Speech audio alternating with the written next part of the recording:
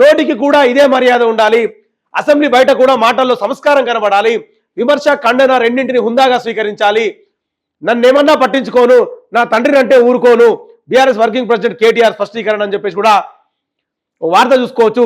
సర్పంచ్ ఫలితాలే కాంగ్రెస్ కు రెఫరెండం, రేవంత్ పాలనను రాష్ట్ర ప్రజలు నిర్బద్ధంగా తిరస్కరించారు, డబ్బుల కోసమే జిహెచ్ఎంసీని విభజిస్తున్నారని చెప్పేసి కూడా కేటీఆర్ సంబంధించిన ఇది ఇంకొక వార్త ఇక్కడ మనం చూడొచ్చు.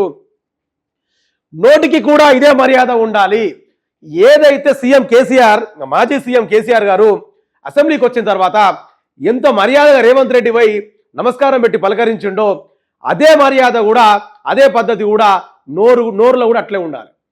అంటే ఈయన బహిరంగ సభలలో మాట్లాడు కూడా ఆయన సాగు కోరుకుండు కదా కేసీఆర్ గారిది, దాని మీద కేటీఆర్ గారు మాట్లాడుతున్నమాట.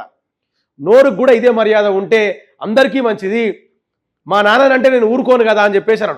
నిన్న మన సోషల్ మీడియాలో కూడా చాలా మటుకు చూసినాం, అందరూ లేచిర్రు కేటీఆర్ ఇవ్వలేదు అని చెప్పేసి. కేటీఆర్ ఇవ్వలేదు అని అంటే ఇంట్లో కూడా మనం అర్థం చేసుకోవాలా. ఇప్పుడు కేసీఆర్ మాజీ ముఖ్యమంత్రి, ఒక ముఖ్యమంత్రి వచ్చినప్పుడు మర్యాద కేసీఆర్ గారు లేవడం అది సంస్కారం, లేచిండు, అక్కడ టాపిక్ క్లోజ్. కేటీఆర్ గారు లేవకపోవడానికి కారణం ఏంటంటే కేటీఆర్ గారిని కేసీఆర్ గారిని తిట్టిన మాటలు ఎవరైనా మన తండ్రిని తిట్టిన తర్వాత, ఆయన ముఖ్యమంత్రి కావచ్చు ఇంకెవరైనా కావచ్చు, తండ్రిని తిట్టిన తర్వాత ఆ బాధ ఎంత ఘోరంగా ఉంటుంది.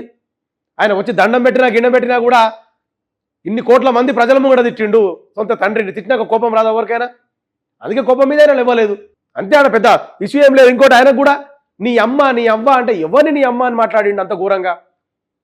కేసీఆర్ కేటీఆర్ని నీ అమ్మ అంటే ఇప్పుడు కేసీఆర్ గారి భార్యని అన్నట్టే కదా అట్లా మాట.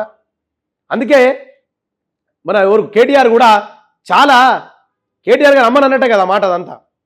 అందుకే చాలా బాధపడుకుంటూ కూడా ఆయన, అందుకే ఆయన వచ్చినా కూడా నేను ఇవ్వలేదు, ఎందుకంటే నాకు అవసరం లేదు బా, ఈయనతో నాకు అవసరం లేదు అన్నంత అంటే ఆ వైఖరితో ఆయన ఉన్నాడు కాబట్టి ఎవరికైనా బాధ ఉంటుంది. సొంత తల్లి గురించి కానీ మాట్లాడితే ఖచ్చితంగా బాధ ఉంటుంది. అందుకే ఆయన లేచి కూడా కమ్సే కమ్ నమస్కారం కూడా కేటీఆర్ పెట్టలేడు కూడా. ఎవరు ఆ ప్లేస్లో మనమున్నా కూడా ఎవరు మా పని చెయ్యలేం, నన్ను ఏమన్నా పట్టించుకోను, నా తండ్రిని అంటేనే ఊరుకోనని చెప్పేసి కూడా కేటీఆర్ గట్టిగా మాట్లాడుతున్న మాట ఇక్కడ మనం చూసుకోవచ్చు.